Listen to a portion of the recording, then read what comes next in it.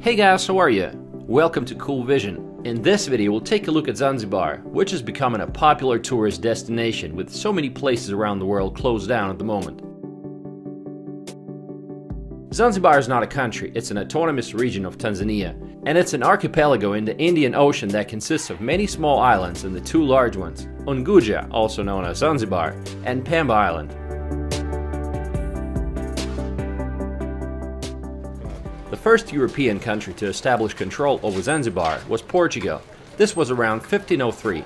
Then, in 1698, Zanzibar became part of the overseas holdings of Oman. During the period of Omani rule, the island became a base for merchants where they traded ivory, spices, and slaves. In the 19th century, a British protectorate was established over Zanzibar. In 1964, the island gained independence, after which Zanzibar and Tanganyika merged, becoming a single state of Tanzania. Today, it's a tourist destination. It's a tropical paradise with white sand beaches and turquoise water.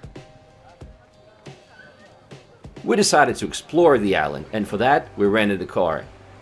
Most cars you'll find here are old Japanese SUVs, and the rent was $30 a day. And the gas was 82 cents per liter. Zanzibar is not a big island, but I still suggest you rent a car. I got this Toyota RAV4 2001 for $30 a day. This will let you explore all places on the island. A foreign country's driver's license is good enough, and they will give you a local driving permit. Now, we were told all kinds of crazy stories about the local police abusing their power and demanding bribes from foreign tourists. Now, none of that really happened, and even though we got pulled over like 5 times, the traffic police were very polite. Zanzibar Island is pretty small. From north to south is just 90 kilometers, and from east to west, 30 kilometers. The main roads are of decent quality, but the smaller ones have potholes and are not so good, so you need to be careful. Traffic is on the left side, so this might be a challenge for some. Also, there are no sidewalks, so people walk just along the side of the road, which is especially dangerous if you're driving at night. Locals mostly travel in bicycles and dala. Those are local minibuses on top of which they carry luggage. In rural areas, you'll see buffalo carts. Looks like fun. Hey guys! Let's start exploring the island from the north, where you'll find some of the best picture-perfect beaches, like Nungwi and Kandwa. Nungwi is the largest tourist area in Zanzibar and has a well-developed infrastructure.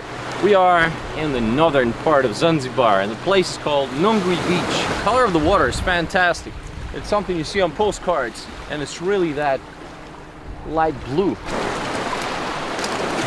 It's always busy. There's fruit sellers, beach boys, boats, and jet skis. If you're a party person, that's probably the obvious choice.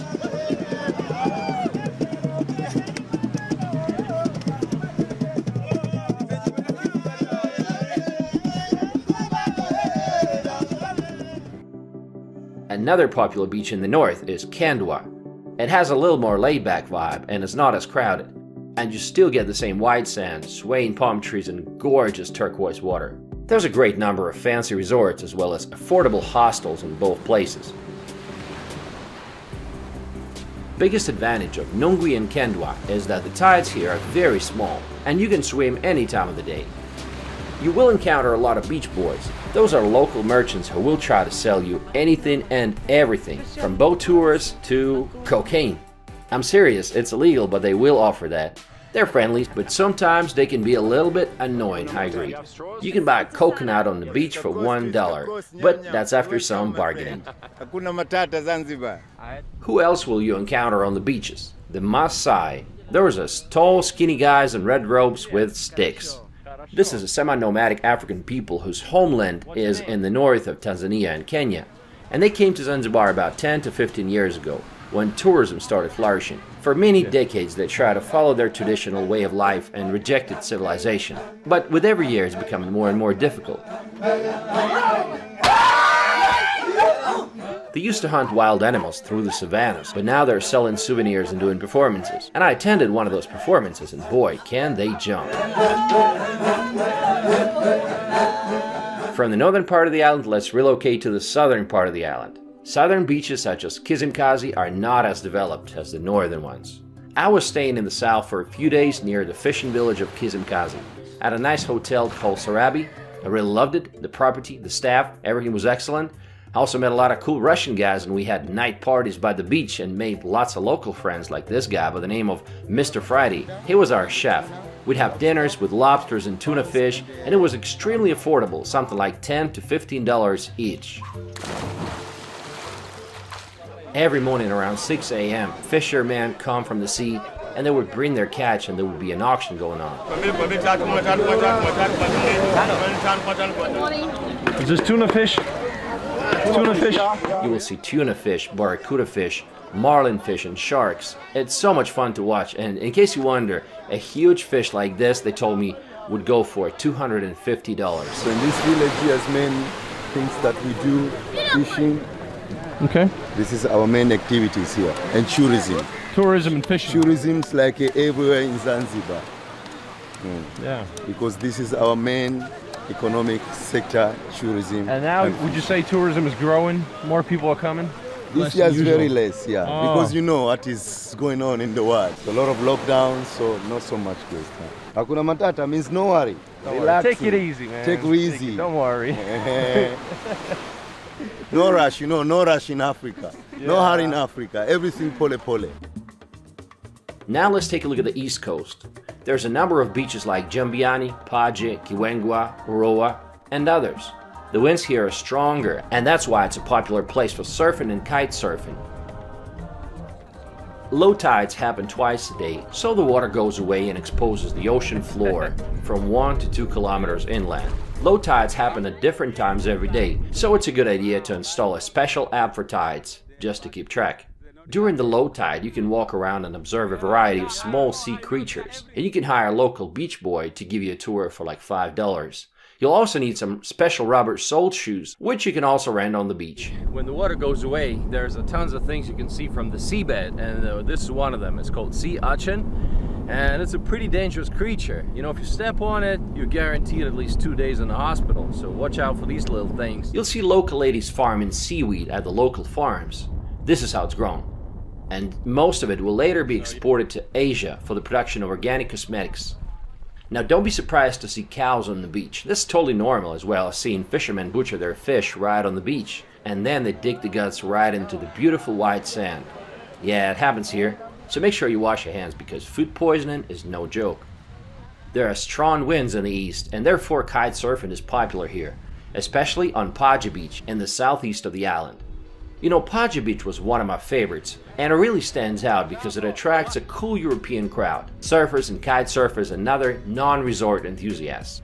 Hello. Do you like Zanzibar? Hakuna Matata, Zanzibar. Yeah, we do like it, yeah. Yeah. Super. You know, what else do you want? White sand, coffee houses, fire shows, and beach discos and massage parlors. The only downside I can think of is Paje doesn't really get a nice sunset because the sun is gone after 4 p.m. Paje Beach is one of those cool places that you'd want to return to. Chill out in an outdoor cafe, get a massage at a local massage place, and then listen to the ocean and watch jumping kite surfers. In Zanzibar, you won't find any tall buildings. Most hotels are of bungalow type, which gives you more privacy. And cool thing is that you can go to most hotels and spend time on their property. It's totally normal. We'd normally go to some fancy hotel and have lunch at their restaurant. You won't find any fast food restaurants here, like McDonald's or Burger King. It's worth mentioning that the prices are not as low as you might expect them to be in Africa. You know, an entree was always about $10, sometimes more, and the beer was $2.5. Can't say it was a bargain, but the food choices were great. Lots of seafood, that's to be expected, and also an interesting combination of Indian, Arabic, and African cuisine. Luxurious hotels are standing side by side with local villages, and if you move just a little further from the coastline, you will immediately plunge into the life of the local people. Narrow labyrinth of clay buildings among banana groves and lots of children. It's like traveling back in time. No electric wires, no street lights, and no central water supply. People are so genuine and friendly. You can get one of the local guys to take you around. So cute. So in the distance there's a meeting happening about the community issues. So the elders, they get together and kind of decide what's good, what's not. That's a local kiosk for like chargers and stuff. There's a few giant baobabs in the south. This one is the biggest baobab in all of Zanzibar. People gather around baobabs and they're like community meeting points, which makes sense because they provide shade from the sun. This is the village hospital. So here when there was had a coronavirus, so you just come down here, you wash your hand here Okay. before you go. Try some local food, talk to locals, and smile. In villages, people have a very simple life. The kitchen is located outside and the food is still cooked on a fire. Absolutely. Do you want to see the inside of a typical house? Well, this is what it looks like. As you can see, most houses are very small and they're not very comfortable. Inside, it's mostly tiny bedrooms, and not every bedroom has a mattress. No wonder most people prefer to spend time outdoors.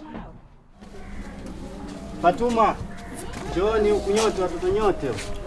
Mambo. Beautiful family, it's an extended family. How many children watoto wangapi? One. 1, 2, 3, 4.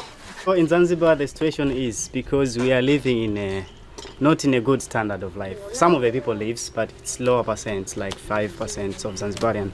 So for us, because we are living like such in that way, so first of all, if you wanna wash your clothes, basically, mainly it's women does that, or wife, I mean. And they have to go to fetch the water. Otherwise, they can go to the rivers and finding the water, because sometimes you couldn't see the water pipes inside the room. And you put the water and soaps inside, then you wash your clothes by hands, no machines. Like that. Then coconut is moved out, then you have to mix with Okay. Kabaisa. This is kabaisa. So this one's like a local pancake with chili sauce and some mango sauce. That is baisa, kabaisa. They call it kabaisa. Yeah. The name is kabaisa. Is that a local store? Ice cream? Yeah. This is ice cream shop. Rahma. Oh, like a grocery store. Okay. Yeah.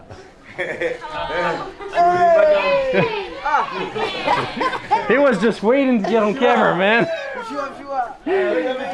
Now, one thing that I kept asking myself is why there are so many children here. You'll see lots of kids everywhere. No wonder, because the total fertility rate for Tanzania is 4.9, which means that on the average, a woman will give birth to 5 kids. Now, compare that to 1.3 babies in Spain or Italy. So it's 3 times more. Children from the very young age graze cows and sheep and help around the household. Until the law on compulsory schooling was passed, many did not go to school at all. When it comes to family structure, men are allowed to have 4 wives, but it's not very practical in real life, so most have 1 or 2 wives. 99% of the population of Zanzibar is Muslim. Local women dress very conservatively. But look at these girls, we met them on the beach. They're from mainland Tanzania. What is your name? My name is Nance. Welcome Zanzibar. Thank you. They're from the largest city of Dar es Salaam, and they're dressed casually. They're 24 years old, they came here to work. They're not married, they don't have kids, and they work in hospitality. I've found the locals to be very friendly, and many of them can speak good English. They always got super excited when I took out my drone and started flying it.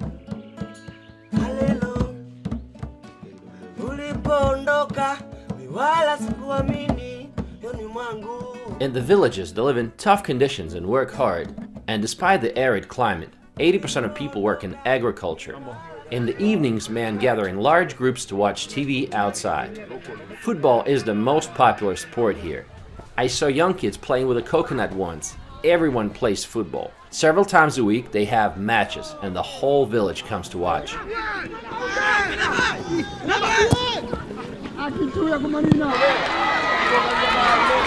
The local language is called Swahili, and Hakuna Matata is the first thing you're going to learn here. It means, no worries, take it easy.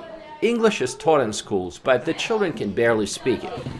But those who understand that English is their chance to make good money put in the time to learn it, and then they succeed in the tourism industry. For example, the salary of local residents is about $60 to $70 a month. But those who work in tourism can make up to $300 or even $700 a month. Now let's take a look at the west coast of the island. Stone Town, which is the historic part of Zanzibar city, is home to numerous historical and cultural sites. The Arab heritage can be seen everywhere. Narrow streets, old buildings, bazaars, and shops. Entrance doors in Indian, Arabic, or local styles are the highlight of the city. You'll see that many of them have thorns, the purpose of which was originally to protect the doors from the elephants, but in Zanzibar there's no elephants, so they only serve as the decoration. In the 19th century, the most powerful of the Omani sultans, Said ibn Sultan, even transferred his residence from Muscat to Zanzibar. It was located in this building, which is called the House of Wonders. What a name! Behind me is the House of Wonders, or Palace of Wonders, and it was built by the second Sultan of Zanzibar, Barhash bin Said. Now the reason it's called House of Wonders is because this was the first building to have electricity in Zanzibar. Right now it's under reconstruction and hopefully will be open to visitors soon.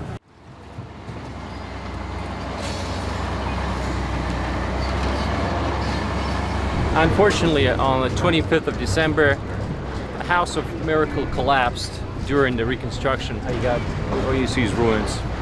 Nearby, you'll see the old fort built in 1699 on the site of a Portuguese chapel. It was also erected by the Omani Arabs.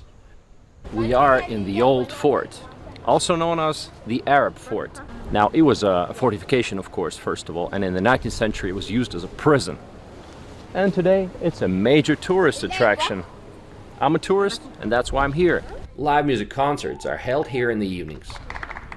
Then there's the central market called Darajani. Basically, it's a huge grocery market where they sell fish, fruit, spices, and just about anything. The smells are what you'd expect them to be. Not too pleasant, honestly.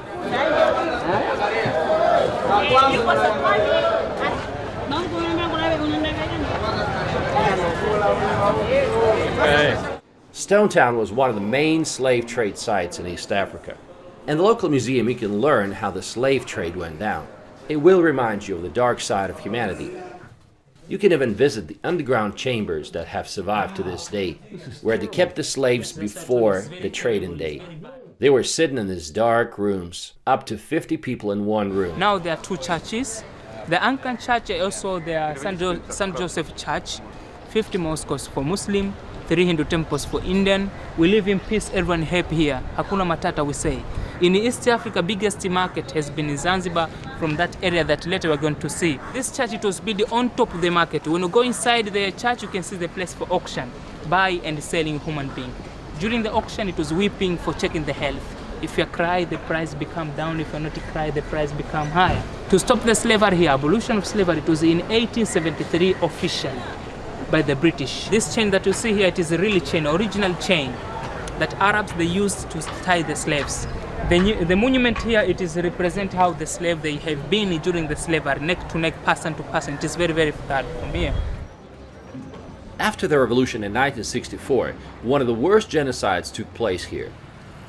The local African population in one day killed a significant part of the local Arabs. According to various estimates, up to 20,000 people were killed that day.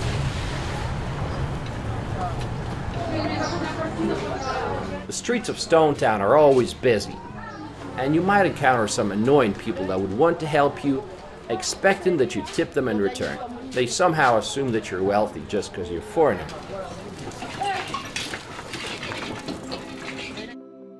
From Stone Town, you can visit Canggu Island, also known as Prison Island. It's just a 20-minute boat ride. This island was used as a prison for rebellious slaves in the 1860s. The first British minister of Zanzibar, Lord Matthews, purchased this island in 1893 and constructed a prison, but no prisoners were ever housed here, and instead it became a quarantine station for yellow fever cases. The island also houses a collection of endangered Aldebra giant tortoises from Seychelles, the oldest of which is about 130 years old. In the evening you can take a boat ride along the coastline and watch the sunset. Then you can go to the night market and taste the local delicacies. They begin to cook around 5 p.m. and when it gets dark, the trade is in full swing. There are many things to discover in Stone Town. Freddie Mercury's house. Freddie Mercury was born in Zanzibar and he spent parts of his childhood within this house, as his parents were living there so that his father could continue working with the British Colonial Office. Came to Freddie Mercury's house where he lived when he was young. I want to break free. More problematic for many Zanzibaris is the Mercury's bisexuality. Islam is the predominant religion here, and gay sex was made illegal in 2004. Zanzibar and Tanzania are not gay-friendly. Visit Jaw Square. This unique square is a place where men gather to socialize, strengthen their community, and drink cups of black Zanzibar coffee. It's a sort of community courtyard. This area here, we call it Joe's Corner. That people, they come here to discuss about politics and to drink coffee in morning there. Evening they come to watch television over there, public television. Look over there. Please make a free international call, please. Oh. Yes, this is a center of Stone Town. Tanzania is famous for tanzanite. It's a blue and violet variety of the mineral zoisite. This gemstone was given the name tanzanite by Tiffany & Company after it was discovered in Tanzania. Make friends with the locals. One of my friends had a checkers match with one of the local guys, and he won. Well, that's because he was teaching checkers in Russia, so no wonder. These Persian baths were the first public baths on the island. Modern residential quarters of the city look like this. This is the most densely populated part of the island. And the population of Zanzibar in 2012 was 1.5 million, but I'm sure it's grown a lot since then. If you expected to see flocks of exotic birds and parrots in Zanzibar, then you would be disappointed. It turned out that Indian crows filled the entire island. Did you know that these crows are not even indigenous to East Africa? When David Livingstone, a British explorer, arrived on the island of Zanzibar in 1866, he was appalled at the filth and the stench that he called it Stinky Bar. Thousands were dying of cholera and chicken pox, and so they introduced the Indian house crow to clean up the island, little knowing what kind of havoc it would wreak in Zanzibar and beyond. Those black birds are all over the island. I think they're the only birds left on the island. So they hate my drone. They let it sit there in the air for 10 seconds and then they go out to attack it. Normally it's 1 or 2 crows. But what I've learned is they cannot fly very fast against the wind. So they slow it down while my drone can still keep at a speed of 40 kilometers an hour. So I'll outsmart them every time. What else is there to do on the island? If you love animals and especially big cats, make sure you visit Cheetah's Rock.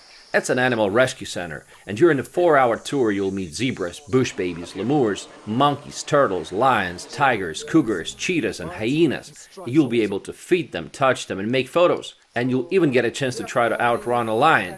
Well, let's see how that went. Let's go play.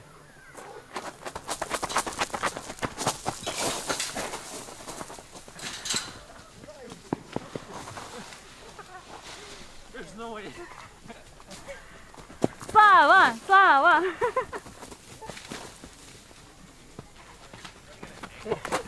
Just like I expected, that didn't stand a chance. This lion's name is Aslan, and he's a real white lion.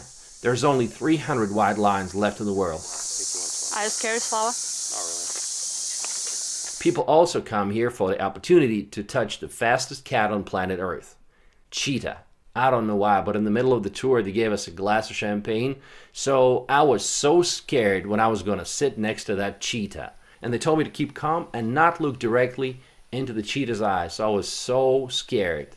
I thought it was going to eat me alive. All of the animals here are either rescues, donations, or adoptions, meaning that unfortunately before this they have been living lives in not so good circumstances. All of our funding is only from guests. We are not sponsored by any large corporations or by the government. That's the orchestra we have every night. It's our lions. Yeah, they're saying good evening to you. The next place you might want to visit is Jozani Forest. Let's take a walk in the jungle. There was an option to take this tour without a guide, but I think we would just get lost. It would be a pretty crazy idea to be here all by yourself, you know? It's a 50 square kilometer national park. This forest is home to the rare Columbus monkey. There are only 2,000 to 3,000 of these monkeys left in the world, and most of them can be found in this park. The Columbus monkeys are vegetarian monkeys. They're eating leaves and flower. In another part of Jozani Forest, you can walk along the mangroves. Those are evergreen forests. This place is unlike anything else. The salty ocean water that flows through the mangroves is home to hundreds of species of tropical crabs. You can visit one of the numerous spice farms. The one we visited was Tangawizi Spice Farm. Here you will see how they grow spices, tropical fruits, veggies, and medical herbs. And of course, you can taste all of that. This is the famous durian tree. And I had no idea it's so tall. Those are durians. Durians, wow. So I got thirsty again. And they gave me some local Coke, but it's a coconut. So I've just been crowned as the king of the jungle. And to prove that I'm the king, I'm gonna get it. Carambola. Carambola.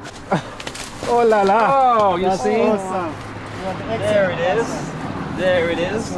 In the 19th century, Zanzibar was one of the world centers for the cultivation of different spices. And for that reason, the Zanzibar archipelago is sometimes referred to as the Spice Islands.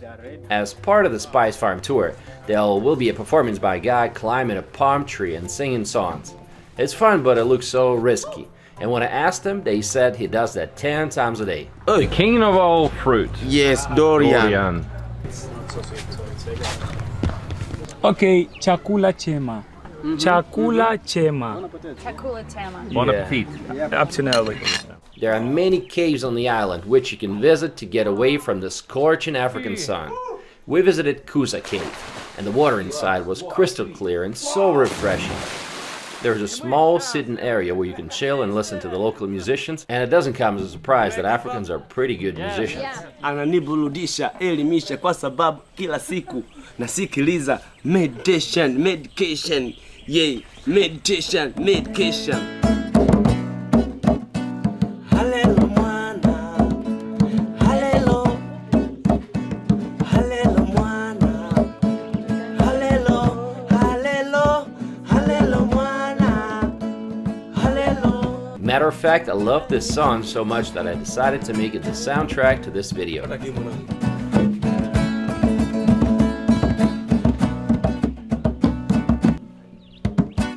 Yeah, hallelujah, mwana. I didn't know this at first, but later I learned that Zanzibar is also a destination for female sex tourism. Apparently there are some agents offering holidays to the island, including an all-inclusive local guide. Now you might be wondering, is it safe in Zanzibar? Zanzibar is one of the safest places in Africa. You know, I was carrying my camera everywhere, and not once had I felt that my life was in danger. But they say things happen. Russian tour guides, for example, refused to live in individual houses, as those got broken into and robbed several times while they were gone. So now they only stay at hotels. You'll sometimes see barbed wire or broken glass on top of the fences and walls. And those are there for a reason. Some houses are guarded by broken glass. Use common sense, avoid remote beaches and narrow streets of Stone Town after dark, and so on. However, if you decide to go to mainland, bear in mind that it's not very safe. Most locals told me that if I was to take my camera and go to Dar es Salaam, the largest city in Tanzania, I was in for trouble. Zanzibar is surrounded by many smaller islands, and some of them are absolutely stunning, like Nakupenda Island, which disappears underwater depending on the time of the day. You can also go on a blue safari trip where you'll get to see many different smaller islands and have a barbecue, or you can go on a dolphin boat trip to watch dolphins. And did I mention snorkeling? Unfortunately, I didn't have time to do this, but they say it's incredible. I want to end this video with a small interview I did with a local guy. Hakuna Matata. Hakuna Matata, Karibu Zanzibar. Asante. So Karibu Zanzibar, it means you are welcome in Zanzibar. This is our mother language, Swahili. How many sisters and brothers did you have growing up? We all together we are 9 kids. So Okay. so I have four sisters and the others brothers. Wow. Yeah. Large family. Yes. Was it easy for your parents to put food on the table? It's easy, is like fish. Mostly fish? Yeah, mostly fish because chicken and beef is most expensive stuff in Okay. Zanzibar. So always we eat chicken if we have a celebration. Just when you have celebration, yeah, like you eat chicken. one day a year. 1 day a year? Yes, 1 day You a got year. chicken? Yeah, chicken. The rest, or fish? All Rest of the fish year, and fish. vegetable, yeah. Because you can buy 5,000 of fish, so you can use for 2 days. Okay. Yeah, because fish is very, very cheap. Yeah. To compare beef and chicken. Right. Yes. Okay. And what's it like today? Today is okay. Today is okay because people they start to understand if you want to have a good life, so less children, because you can able to. You should have less children to provide Yes, to better give standards of living to your children. Yes. So, how many kids do you have now? I have 3 kids. Okay. Yeah. So not 9, but 3. Yeah, 3 kids, and and also my kids, they are happy because a week they eat in a week they eat one day chicken or beef. Oh, okay. So every week they have chicken or beef. Or beef, yeah. Oh, okay. So you don't need to stay 1 year. That's a huge improvement. Now you're working, obviously, and so is your wife. Pardon? Your wife is also working. Yeah. She's got a job. Yeah, she's also So working. Yeah. both of you are working. Yeah, we working together. Yeah. Okay. Yeah. Now you're also working pretty hard. You're working 6 days a week. Yeah. Not 5 like many people around the world, but you work 6. Yeah, 6 So days you're a week workaholic. and 1 day off. And 1 day off. Yeah. Just 1 Where day are you off. from? You from Stone Town? Yeah, I'm originally from Stone Town. Yeah. Okay, so Stone Yeah, Town, just I Zanzibar. come here for working. Okay. Yeah. My family they stay in Stone Town. Okay. Yeah. Now, a lot of people come to Zanzibar. They hear about malaria and cholera. Yeah. How bad are those things today? Should people be scared or not? For the moment, not. We Okay. thank God because before, like 10 years ago, we have a huge problem of cholera and malaria. But now we thank God because it's done. Okay. Yeah. We have a Okay. mosquito, but not a malaria mosquito. Because of government. Because of government, exactly. Yeah. So they're doing a What good job. they are doing? We have like a foundation of George Bush, so they help us for the medicine.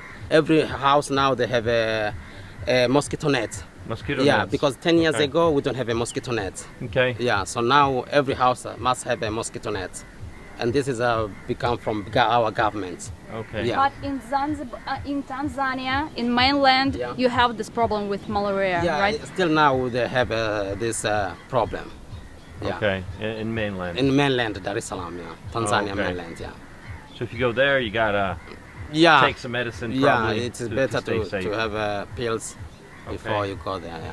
Now, how safe is Zanzibar today? Should people be worried about walking on remote beaches by themselves?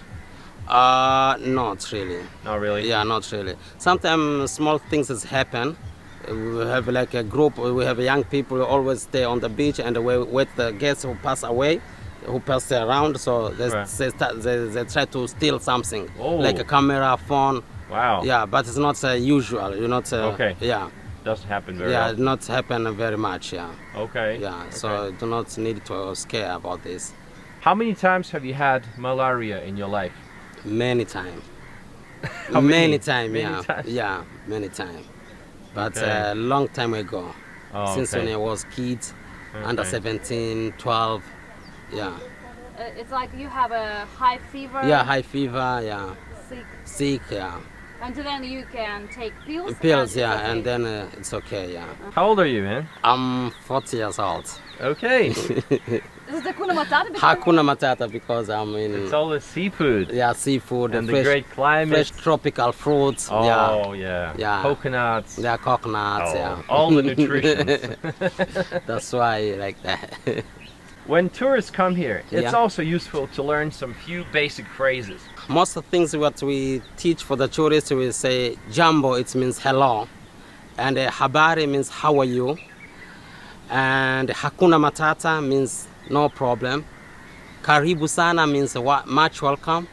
So this is we teach for the tourists. Okay. Yes. Asante karibu. Yeah, karibu sana, Mambo. asante sana. Mambo means, but mambo only we use for our age. Yeah, young people. Oh. You can't tell mambo to oldest people. Really? Yeah. What do you say to older people? You say habari.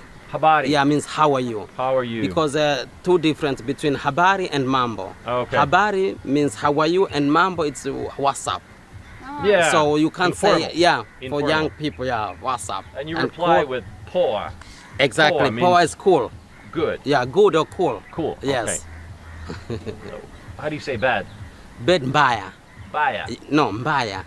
Mbaya. Yes, mbaya. Mbaya. Yes. So poa and It's- mbaya. and mbaya, yes.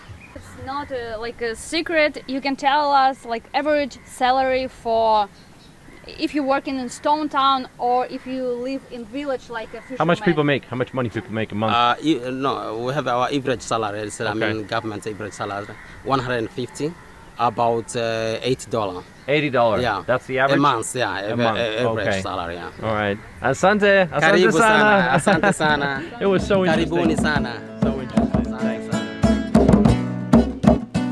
Halelo mwana, halelo, halelo mwana, halelo, halelo, halelo mwana, halelo, halelo mwana, halelo.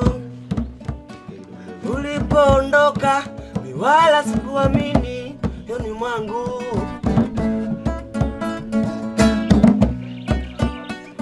Ulipoondoka mi wala sikuamini.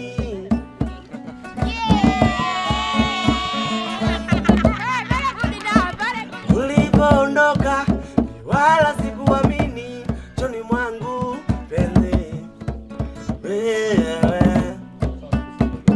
Ulipoondoka mi wala sikuamini choni mwangu yeah.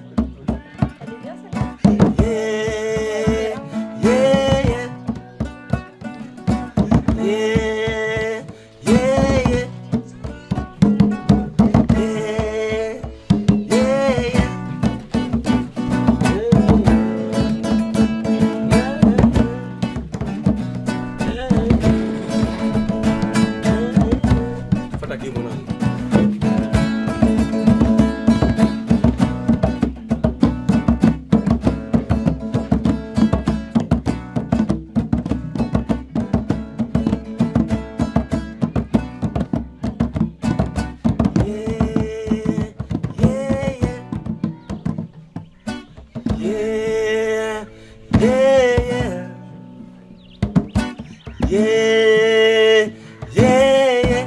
Halelo, halelo mwana. Halelo, halelo mwana.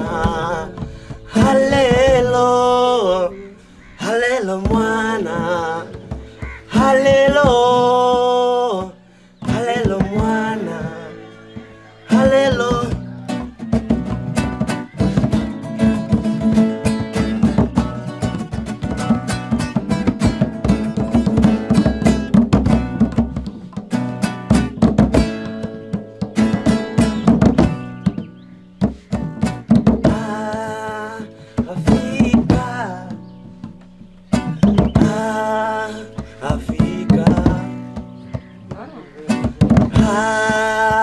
Africa, we love, we bless it.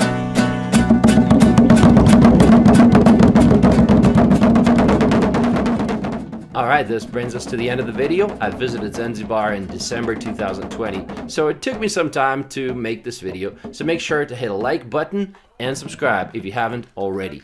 And I'll see you in my next video. Thanks for watching, guys.